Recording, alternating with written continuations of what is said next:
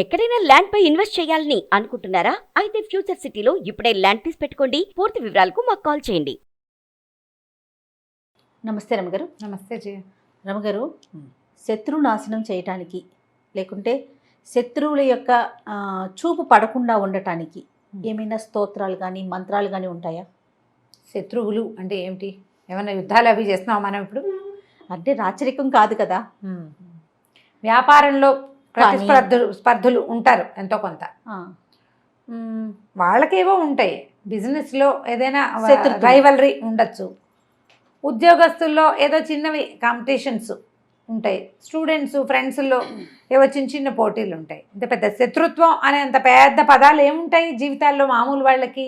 కానీ అనుకుంటాం, కానీ చాలా మందికి ఉంటారు రమ్మగారు, చుట్టుపక్కల వాళ్ళని, ఎదిరింటోళ్ళు, పక్కింటోళ్ళు, చదువుకునేటప్పుడు నా శత్రువు అని ఫీల్ అయిపోయి ఎనిమిని చూసినట్టు చూసేవాళ్ళు ఉండరా? ఉంటారు. వాటితో సార్ట్ అవుట్ చేసుకోవాలి. దానికి శత్రునాశనానికి మంత్రాలు అవి తంత్రాలు ఏం చేస్తాం? సార్ట్ అవుట్ చేసుకోవాలి. గిలికజాలు పెట్టుకుని మనం దాన్ని పెంచి చేసుకుని చిన్న చిన్న వాటి మనమే 90% శత్రుత్వాలన్నీ కూడా చిన్న ఇచ్చిపుచ్చుకునే ధోరణి లేక మొదలవుతాయి జయ. ఇప్పుడు ఎదురిళ్లల్లో ఎవరైనా ఒకటి ఇచ్చిపుచ్చుకునే ధోరణి ఉంటే ఎక్స్ప్లాయిట్ చేసేవాళ్ళు కొంతమంది. తర్వాత అవతల వాళ్ళలో ఏదైనా లూప్ హోల్ కనపడితే మనం వెతికే ధోరణి, దాన్ని పెంచి పోషించడం, దాన్ని నలుగురికి చెప్పడం, అక్కర్లేని మాటలు మాట్లాడటం, వాళ్ళు ఏదైనా తగాదా పడుతుంటే వెళ్ళి వింటాం, కింద వాళ్ళకో పక్క వాళ్ళకో ఇంకోళ్ళకో చెప్తూ ఉంటాం.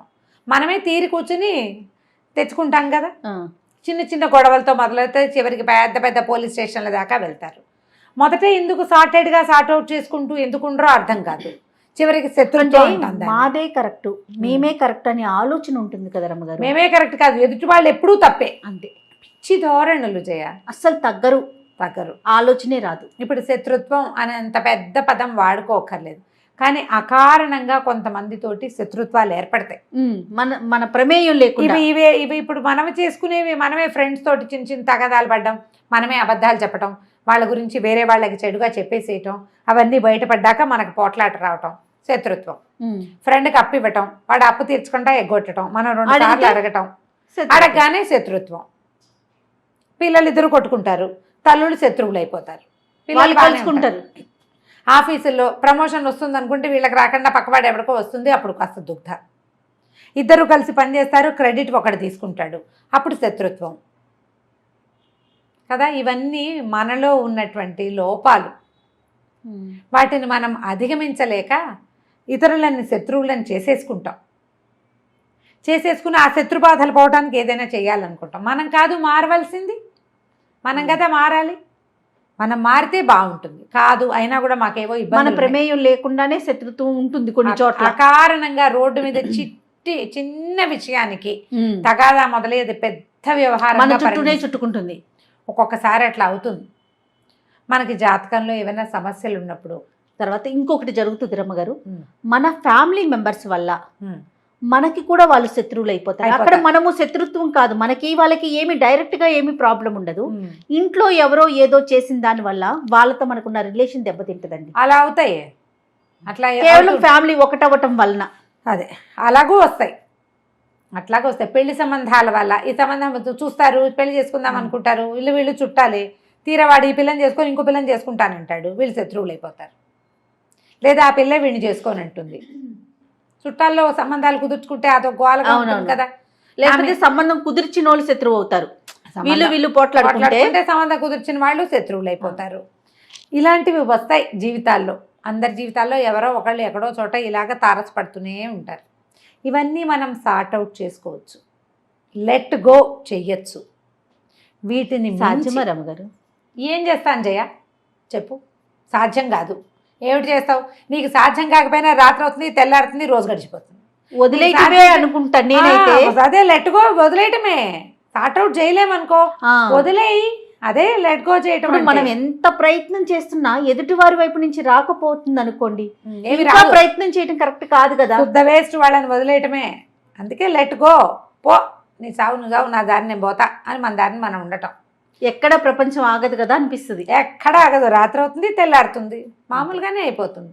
కాకపోతే మనకి తరచుగా ఇట్లా అకారణంగా పెద్దగా మన ప్రమేయం ఎక్కువ లేకుండా అంటే నీ ప్రమేయం ఉండి పోట్లాట వస్తే కాదు నేను చెప్పేది.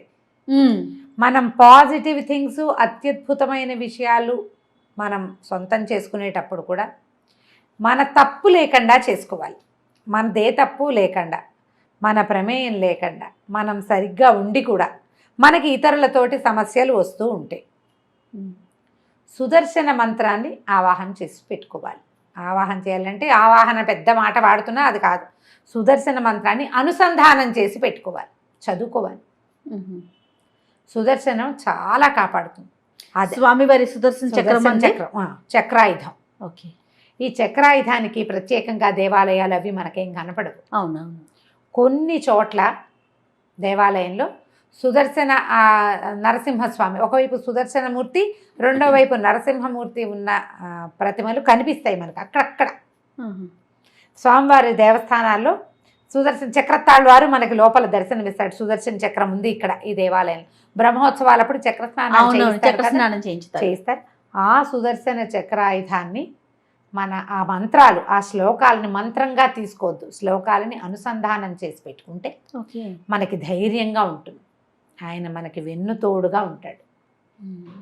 భగవంతుడిని మనం విష్ణుమూర్తికి సంబంధించిన స్తోత్రాలు చదువుకుంటాం, కానీ దాంతోపాటుగా ఇలా కనుక సుదర్శన షట్కం, సుదర్శన పంచరత్నాలు, సుదర్శన పంచకం కూడా ఉంది, 5 శ్లోకాలు. షట్కం అని 6 శ్లోకాలు ఉన్నాయి. సుదర్శన కవచం, ఇవి చాలా ఎక్సలెంట్గా ఉంటాయి. మంచి టఫ్గా కూడా ఉంటాయి శ్లోకాలు. ఎవరితోటైనా చెప్పించుకుని చదువుకోండి. మీరే స్వయంగా చదువుకోగలిగి కొంచెం 4 సంస్కృత ముక్కలతో నోరు తిరుగుతుందంటే నిదానంగా తప్పులు లేకుండా నేర్చుకుని రోజువారీ చదువుకోండి. ఇతరులతో శత్రుత్వాలు రాకుండా ఉంటాయి. దీంతోపాటు నేను మామూలుగా మేము రెగ్యులర్గా చేసే పంచాయుధ స్తోత్రం, విష్ణు పంచాయుధాలు. స్వామివారికి 5 ఆయుధాలు ఉన్నాయి. మామూలుగా మనకి ఏం కనపడతాయి, శంఖచక్రాలు పట్టుకుని కనిపిస్తాడు. అవును కదా. ఇప్పుడు చక్రం ఆయుధం, ప్రయోగంగా పనిచేస్తుంది. అది శంఖం ఆయుధం కాదు, కానీ యుద్ధ సన్నద్ధిని సూచించే సాధనం. శంఖ చక్రాలతోటే హరి కనపడతాడు మనకి. వీటితో పాటు అయ్యవారు పట్టుకునేది గద ఒకటి కనిపిస్తుంది. శంఖచక్ర గదా పద్మహస్తుడుగా కనిపిస్తాడు స్వామి. పైన 2 ఊర్ధ్వహస్తాలలో శంఖచక్రాలు ఉండి కింద గదా పద్మము పట్టుకుని ఉంటాడు. సాత్విక స్వరూపుడు. ఇది కూడా ప్రయోగ భంగిమలో ఉండదు. చక్రం స్థిమితంగా ఉంటుంది. పద్మం పట్టుకున్నాడంటే స్థిమితంగా నువ్వేదో చెప్పుకో నేను వింటాను అని చెప్తాడు. అయితే స్వామికి ఇంకో 2 ఆయుధాలు ఉన్నాయి. ఖడ్గము, నందకం దాని పేరు. తర్వాత శార్ంగం అనే ఒక విల్లు, శార్ంగాయుధపాణి అని చెప్తారు స్వామిని. విష్ణు సహస్రనామాల్లో శంఖీ చక్రీ చ నందకి వినపడుతుంది. అవును. వనమాలి గదీశార్ంగి శంఖీ చక్రీ చ నందకి శ్రీమాన్నారాయణు విష్ణుర్వాసుదేవోభిరక్షతు. వాసుదేవుడనే పేరుతోటి ఉన్నటువంటి విష్ణు స్వరూపం నన్ను రక్షించుగాక. వనమాలి గది శార్ంగి, ఆయన పైగా ఒట్టిగా శంఖచక్రాలు పుచ్చుకుని లేడు, వనమాల కూడా వేసుకుని ఉన్నాడు. ఆ యుద్ధ స్వరూపంలో ఆయుధాలు ధరించి వనమాలని కూడా ధరించి ఉన్నాడు ఆయన. సాత్విక రూపుడు. నువ్వు అడిగితే వింటాడు, ఎవరి మీదకో దూకడు. నువ్వు అడిగితే వింటాడు, నువ్వు అడిగిన చోటికి వెళ్తాడు, నీకు ఎక్కడ కావాలో అక్కడ సవిస్తాడు. ఈ వనమాలని గదని గది శార్ంగి. ఈ శార్ంగం ఏంటంటే ఆయన తాలూకు ధనుస్సు. ఇప్పుడు ధనుస్సు ఉన్నవాడికి అమ్ముల పొది ఉంటుంది కాదు వెనకాల, ఖచ్చితంగా ఒట్టి ధనుస్సు పట్టుకోడు, అమ్ముల పొది కూడా ఉంది. దాని పేరు చెప్పరు, శార్ంగమే ఆయన ఆయుధం. శంఖి చక్రీచ నందకి. ఈ నందకం అనే ఖడ్గం. ఈ నందక ఖడ్గమే అన్నమాచార్యుల వారి అవతారం అని చెప్తారు. ఆ అన్నమాచార్యుల వారి తల్లికి గర్భంలోకి ఆ నందక ఖడ్గం ప్రవేశించిందని చెప్తారు. ఆ ఖడ్గమే ఇలా అన్నమాచార్యుల వారిలాగా జన్మించింది అని. ఈ 5 ఆయుధాలతోటి ఉండేటువంటి పంచాయుధ స్తోత్రం సాత్వికంగా ఉంటుంది. కొంచెం టఫ్, ఎక్కువ టఫ్ కాదు, తేలికగా నేర్చుకోవచ్చు.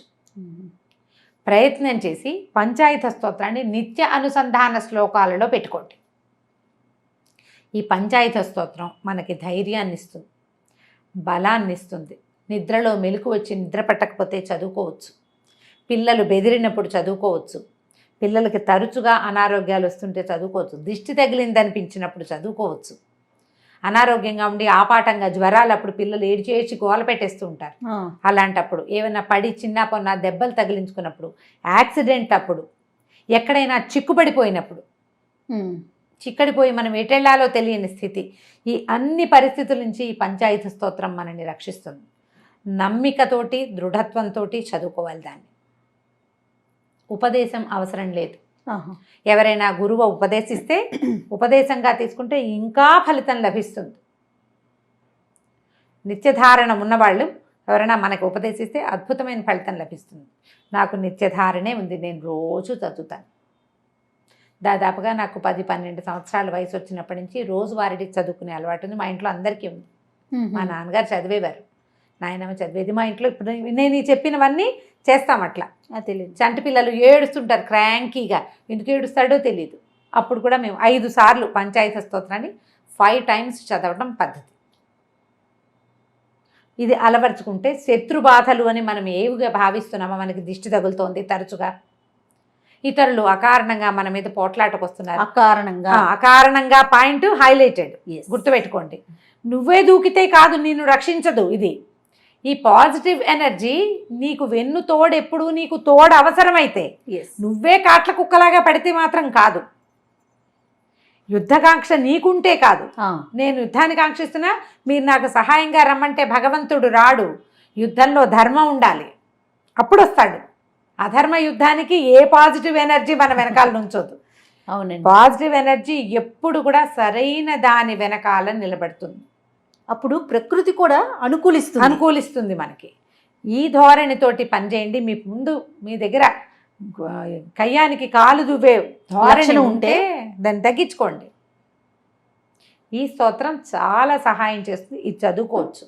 సుదర్శన ఆయుధానికి సంబంధించినటువంటి సుదర్శన షట్కము, పంచకము, తర్వాత సుదర్శన కవచము, సుదర్శన మంత్రము, సుదర్శన మాలా మంత్రము అని కూడా ఉంది. స్తోత్రనిధి అని ఒక యాప్ ఉంది, మనకి ఆండ్రాయిడ్ ఫోన్ ఉంటే కనపడతాయి.